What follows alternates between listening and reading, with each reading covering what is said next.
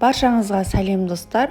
Бүгін өздеріңізбен бар жоғы 30 минутта пицца, бәліш және майонезбен жеңіл салат әзірлейтін боламыз. Егер үйіңізге аяқ астынан қонақ келіп, жаңағы асығыс жағдай болатын болса, осы 3 түрлі тағамды 30 минутта, бар жоғы 30 минутта істеп үйренесіз. Видеоны соңына дейін қараңыз, барлығы көрсетілген.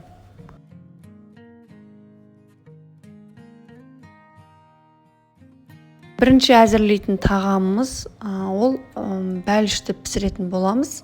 Алдымен жұмыртқаларымызды жарамыз және миксердің көмегімен осындай әппақ болғанға дейін миксермен шайқаймыз.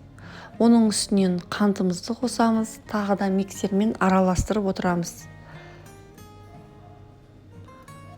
Қантымыздың үстінен сүтімізді құямыз. Тағы да миксермен араластырамыз, сұйық май құямыз. Миксермен араластырғанда бізде осындай әппақ көпіршік болып шығады. Енді құрғақ қоспаларды қосамыз. Алдын ала илекштен өткізілген ұнымызға қопсытқышты салып, пирогымызға 2 бөліп салатын боламыз.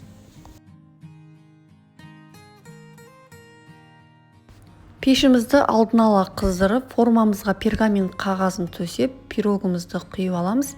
Қызып тұрған пеште 180 градуста 20-25 минут толық піскенше пісіріп аламыз. Піскен соң осындай қант ұнтағын сепсеңіздер болады. Өте нәзік, көріп тұрғандарыңыздай өзінің бір тәтті дәмі бар. Ерекше бәліш. Сіздер жасап көрулеріңізге кеңес берем.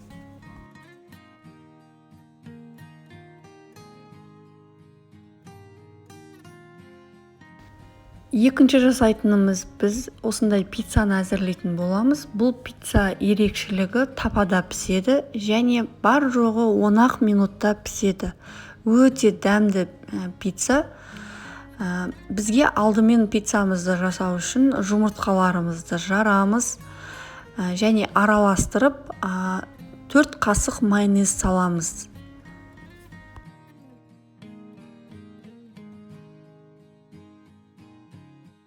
Дүкеннің қаймағынан 3 қасық саламыз, 3 ас қасық. Барлығын жақсылап араластырамыз. Енді 7 қасық ұн саламыз. Егер сіздердің тапаларыңыз үлкен болатын болса, сіздер кішкене мөлшерін көбейтулеріңізге болады. Тапамызға осылай жаңағы май жағамыз және қамырымызды осы тапамызға құямыз. Және жәнні барлық жеріне жайып шығамыз. Оның үстінен кетчупымызды саламыз, қызанақтарымызды саламыз және шұжықтарымызды саламыз.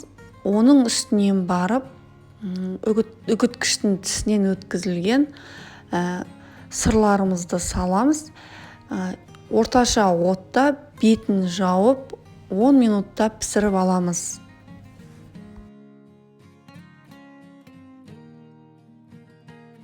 Менде мұнда 10 минут өтті, көріп тұрғандарыңыздай асты толық піскен. Тапасынан оңай алынады. Өте дәмді, пештегі піскен пиццадан ешқандай айырмашылығы жоқ. Дәмі өте ерекше.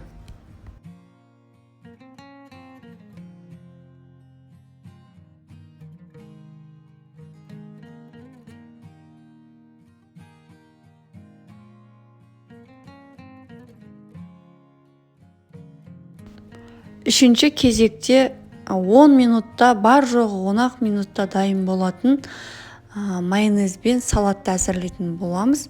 Бізге ол үшін алдымен қиярымызды турап шығамыз. Видеода көрсетілгендей қиғашынан турайтын боламыз.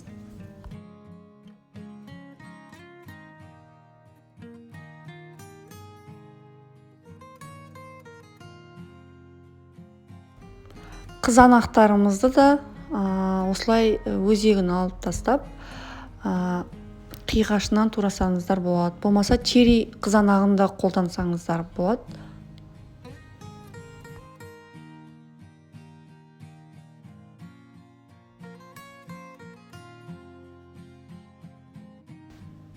Піскен жұмыртқаларымызды да осылай қиғашынан турап салатымызға саламыз.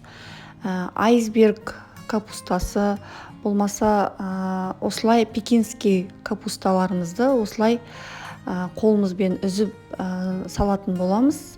Татымына қарай бұрыш, тұз салып және майонезді салып жақсылап араластырамыз.